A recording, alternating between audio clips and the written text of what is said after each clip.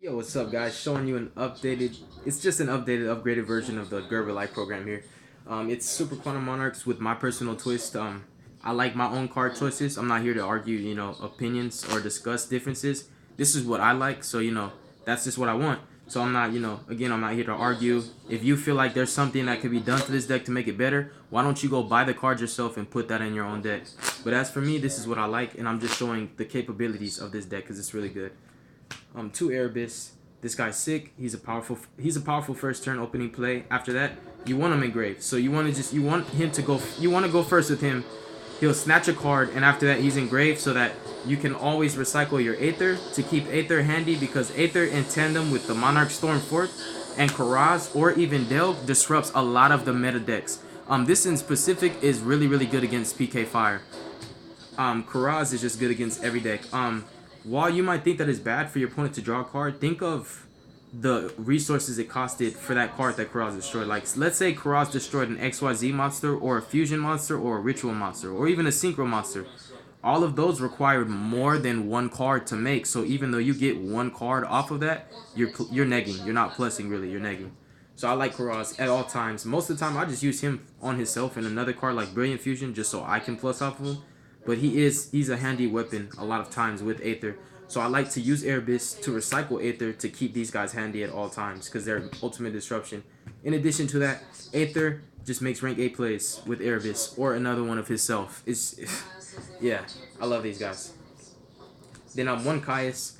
Just one, you can recycle him with Erebus, and this is basically our cause mojo, so that we have access to, we can basically destroy a card, we can banish a card, we can shuffle it without targeting, so that's just, we have a way to get over anything at all, period. In addition to that, you don't even need to use Karaz's effect to Delg's effect to banish in the graveyard. Erebus is also handy in the PK Fire matchup because he steals from the graveyard. So, I don't know which one is like better than the other. I feel like they're all in equivalency, equal in importance. Like, I wouldn't say one card mattered more than the other. I feel like all of these guys, they have to be here, and I can't cut any one of them. Two Red Ranger, you abuse this guy's effect to get your 3 Power Rangers on the board. You're gonna eat Telly for blue, discard him, special summon green, and if you happen to open with no monsters, you could just special summon that guy with his own effect. So you can actually special him, other order special him, eat Telly, and then you can use a field spell or another card effect, ditch him. Like, you can use Green Layer's effect to ditch him and then use his effect to special summon the same Green Layer. You have all 3 of your Power Rangers on board then. Then I have two Livianima. This guy is just like somewhat of, I can call it upstart, but it's a lot better. And you have to maximize on the drawing. Every time he declares an attack, you draw a card. Just pretty clutch. If he happens to draw into a Gishki, you can mind crush your opponent. Then I have one Gus Kraken. He has 2400 attack and 1000 defense, making him just like a Monarch as far as tenacity goes. And also you can search him off of Return of the Monarch. So he's pretty good. All in all, he's great in this deck. Mine August. This guy is the most staple. He's the most staple combo piece in this entire deck. Even though it's a 60 card deck, this one card matters more than anything. He recycles any 5 cards, so he recycles the entire Monarch engine, my Star Seraphs, anything in my extra deck, any spell or traps I want, like Emergency Teleport and Soul Charge, puts them right back in the deck so I can use them again. So he's better than Daigusto Emerald. On top of that, you can Ritual Summon him more than once a turn, so he's pretty beast. Gus Kraken is also even better once you use him in tandem with stuff like Caius, Erebus, or Delg. It takes a lot from your opponent. But he's best with Erebus because you can tribute summon for Erebus, snatch a card from your opponent's hand, and then use Gus Kraken and then snatch 2. So your opponent will start with 2 less cards than he had. So it's pretty cool. Like if you go first and your opponent goes second, he'll start with 4 cards. It's pretty cool. I don't know why I had to pause to do my math. 6 minus 2 is 4. But triple Shadow, a triple Vision. It's that smoking brain, man. Smokers. These guys are so good because you never ever normal summon them. They're the entire tribute in addition to that. So you don't neg at all with Shadow and Vision. And they're searchers for your Gishki engine. Like, you get your ritual spell, your ritual monster, and you still have a normal summon. So that's really good. Important for Monarchs because you want to use your normal summon on the Monarchs and nothing else. Unfortunately, while I just said that, this is not contradictory. But you do have to waste your normal summon sometimes on the Scepter because you get Deltaros on board. And the abusive thing to still be able to tribute summon your Monarch after you normal summon Scepter is Brilliant Fusion or using Eidos, the Squire of the Underworld. So, but him, even though the Star Seraphs do thin your deck insanely, like drawing and searching, even that one combo when I recycled all these back to the main deck, summon these three, search these three, and then overlaid all three of them to Deltros, pop three, draw three, and then popped another one with Deltros, destroyed 4 cards. That was beast too. But the main reason why I put these guys in here is for a consistent way to make him. Why? Because I do not main deck Twin Twisters or like just basically solid protection against back row. So Deltros is my protection against back row. I like to make him first and then do my ritual summons and my monarchs, so that way I don't have to worry about like bottomless or whatever, or even getting disrupted by Rafflesia herself. So like that's their main purpose. Even though they do all that extra stuff, deck thinning and all that, even the destroying cards comes in handy. But they're actually their main purpose is just to make Deltros to protect me from my summoning. And then I have Triple Idea and Triple Idols. These guys, the clutch thing about them and the way I abuse them is with the field spell Magna Carrier. You can discard him, and if you already had Idea engraved, that's even better, but you can discard both, and then you'll banish Idols, special summon Idea, and bring a second copy of Idols from the deck. And then you'll be able to get that additional tribute summon. So how is this an abusive combo? If you've already done your tribute summon for your Monarch and just went balls deep, like you can go main phase 2, banish that guy, bring him out, summon that guy, and then you can tribute summon again. So if you did Brilliant Fusion and you tribute summoned, you already did 2 normal summons, and then you'll get another one just abusing these guys in the graveyard. So that makes Eidos and Idea that much more powerful, the fact that you do not have to summon them at all to get their effects off. Either one of their effects, their graveyard effects actually trigger their on-field effects, because you'll just banish him to summon him, and he'll summon him, then you get the effect off again. So the Vassal, like these guys are too abusive, too powerful, too versatile in this deck, making this deck that much better. And this is just 6 extra copies of Pantheism. Why? Eidos is Idea and Idea is Pantheism. That's the main Monarch Speller trap that I go for with Eidos. I mean with Idea. It's like it's the only one that's worth it. And then I got 3 of me. I always said that's me in the artwork. I'm just hiding behind my armor. And then 3 of my girlfriend. So the other abusive way to get Blue Ranger on the field without emergency teleport is just to simply normal or special summon him and then bring her out. So I like to keep these guys in the same like category, because when you summon Idea in any way, you summon Eidos. And when you summon Star Seraph Scepter in any way, you summon Sovereignty also, and you get to search. If you summon Green Ranger, you get to summon Blue. So all of these have similar like effects where you get another one off of another one, and it's plus city right there. In addition, the Power Rangers and the Vassals can be abused with your ritual summons. If you play Gishki Aquamirror and tribute any of these guys, their effects will immediately be they'll immediately be handy. So it's just so good. Like you just plus more, and it goes to show that this deck is not bricky at all. In addition to that, every one of the archetypes actually benefits them much more than they would have if they weren't here altogether. What I'm saying is, if I didn't have the Star Seraphs in this deck would not be as good as it is. If I didn't, mash together the Quantums with the Monarchs, this deck would not be that good. And they run smooth and perfect. They do not clog or interrupt each other. They work together perfectly, and it's so good. The same thing with the Shadow and Vision. They cannot brick because you discard them. You don't summon them at all. So when you have them, you have a search. Sapphire, I just run 1 because, again, I do not want to brick. So I don't really ever draw him. If I do draw him, he's a 2100 booty. He's a level 4. You can tribute him for your ritual summon, etc. And if I draw him also, I can recycle him back into my deck with this guy, the Beast. Target any 5 cards in your graveyard, shuffle him back to the deck. That works for me or you, but I do it on me. And I'll just get him back to the deck so I can keep Brilliant Fusion live. I even recycle Seraphonite sometimes and Brilliant Fusion itself, so I always have that double summon play. Mine August is like the most important card. 1 White Ranger. I only run him at 1 now.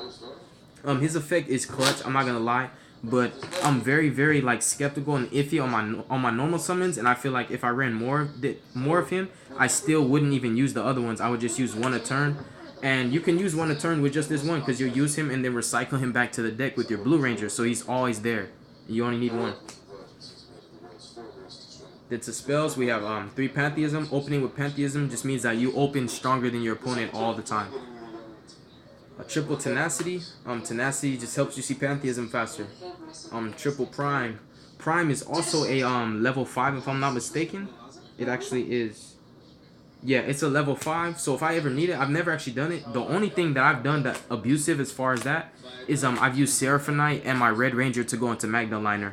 But I can actually, if I want to, which I've never done, but I can if I want to, overlay this with Red Ranger to make a Magna Liner, which is pretty clutch. But Prime is like the backbone of the deck. It just keeps you in the game, recycling your stuff, and also it's a free floater to just protect your life points. It's a really good card, all in all. Then we have 2 Itelli. All these cards pretty much just plus and decked in. Itelli for Blue Ranger, of course. 2 Brilliant Fusion. I wanted to bump it to 3 for the life of me just so that I can see it fast enough. And it's never ever dead. Like if you draw the first one and use it, you recycle your Sapphire and your Seraphonite with Mine August. So if you draw the other 2, you can use them again.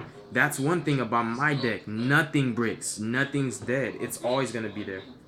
1 Aqua Mirror, you only run 1 because it recycles itself like crazy. If the one gets hit, I actually side another one just in case, so I got backup. 1 Magnet Carrier, I only run 1 because Great Magnus is not what this deck is about. I'd love to make him, but if, say I activate this and it gets hit with Twin Twisters or something, I don't care. I've got tons of other stuff to do, like I can just go balls deep with the Monarchs then, or I could just hit you with the Gishkis, or I could just go into the Star Seraph Rampage, so either way, it's not going to hurt. But this effect to discard cards actually makes it more clutch because you can trigger your Power Rangers effects and you can discard your Vassals. You can discard Pantheism. You can discard Prime. It just sets up so many different combos. It's so good. And discarding Idea to get back Pantheism with Magnet Carrier is just wow. 1 Storm Forth, you recycle it, so why run more than 1? 1 Return and 1 Soul Charge. Anything that I run of 1, it still gets right back into the deck. Mine August, I'm going to keep saying it.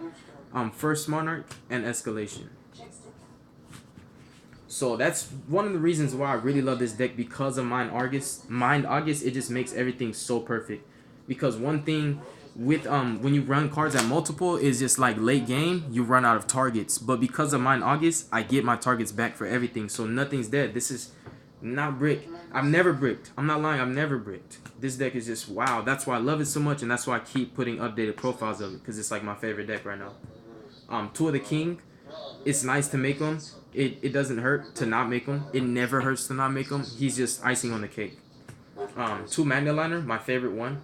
My second favorite is Ouroboros because he causes monster effects to miss their timing, and it's just so good to set 1. And then PK Fire has a very hard time because with the face down monster not being able to recognize that it's Burning Abyss, every time they bring out one of their floaters, it'll just die, and you'll have to keep floating and never get a field presence. So Ouroboros, beast. Grand Post, Pendulums. That's just really what it's all about. I'm not as scared of back row because I've got Belteros for that. Grand Post is more to deal with Pendulums. 1 Seraphonite, 1 Lancelot, 1 Felgran. Lancelot attacks directly, burn, that can end games. But the main thing is him and Felgran control what my opponent does and just makes it a lot harder to play around my board. Like if I got a big board and just happen to have Felgran and Lancelot or in the middle of that, it just makes it that much more difficult to break. 1 M7 because he's a beast, and it's easy to make. You've got the level 6 rituals, and then you've got your level 6 monarchs. So you can tribute summon once, ritual summon once, do their effects, then get him. 2 Deltros and 1 Thunder Spark because it's like the last turn up. And then the side deck is really good right now. I'm not sure if it's gonna stay the same, but I'm rocking 3 medium. There's so many decks, especially with the new Luna Lights coming out. Now people are gonna be relying more and more on spells and traps to summon their monsters. Like the main reason why I put her in here was just because of instant fusion stuff like Shadal's. The new ritual stuff. DDs have like it's so many different decks that she just cripples. She absolutely slaughters Pendulums. They can only set 1 skill, that's it. And the thing is, if they set that 1 skill, what about stuff like Heart of Demise, stuff like their opening power plays, like if Draco face off, you happen to have it, you can't use it now because it's like you have to choose between your Draco face-off and setting one skill. What about your other one? So she's a beast. Your opponent, not me, my opponent can only activate one spell or trap card per turn. So choose wisely. And one is never enough. So what she does is decks can never reach their maximum potential in that matchup. One spell or trap makes it way too hard. Now it's like you can't even strike me because you just wasted. It's so good. And then her in tandem with Majesty's Fiend and Vanity's Emptiness, it's like... And the thing also about her, you can just special summon her with her effect. And because this is Monarchs, oftentimes I just control one tribute summon monster. So I can special summon her. I can go ahead and tribute summon from my Majesty's Fiend. And I can flip up that Vanities. Can't special summon, can't activate monster effects, and only one spell or trap per turn. And let's just say that I had my Quantum Engine rolling that turn, and you know I was going ham with the Power Rangers, Mighty Morph. Now you can't search, you can't special summon, can't activate monster effects, one spell or trap per turn. And I hate Beatrice, I hate PK Fire, so I'm siding in the Diamond. Because, you know, the fact that the cards cannot be sent from the deck to the graveyard means that Beatrice she's useless. She's just, you know, 2600 attack, and then I just beat over her with Diamond. One Zombie Stein just because he beats over Magnus, and he protects himself against just practically anything. It's just so good. He's like a built-in Phoenix Chain or that Fog Blade thing, and his effect discards also, which makes him just that much better. Worm Victory, you tribute set this guy and just surprise attack, flip him, Raigeki, everything but him. It's so good. He is just really here just for mass destruction. Asula Piku or whatever. This guy, he's like Raigeki plus burn damage. And I have another one of the field spell. I side this guy in and the field spell just so that he stays alive, because you know he dies without a field spell. And this field spell, it gets recycled a lot, so you can still run it at one and just keep recycling with Blue Ranger. But these are my side deck choices. Like, again, I'm not here to argue with anybody. This is what I like. This is me. One Aqua Mirror, two of these, and two of those. I really love the side deck a lot. Like, the side deck is really what the bread and butter. The side deck is what makes it harder. Like, a lot of times I don't like to change up my main deck because it's just so perfect and it runs so smooth. But if I happen to run into a deck that's just too good for me and I just can't keep up with it, then I start siding in those crippling lockdowns and make it just harder for my opponent to even win. So tell me what you guys think of this updated version. Hopefully it's good, but if it's not, I don't care. I'm not here to argue.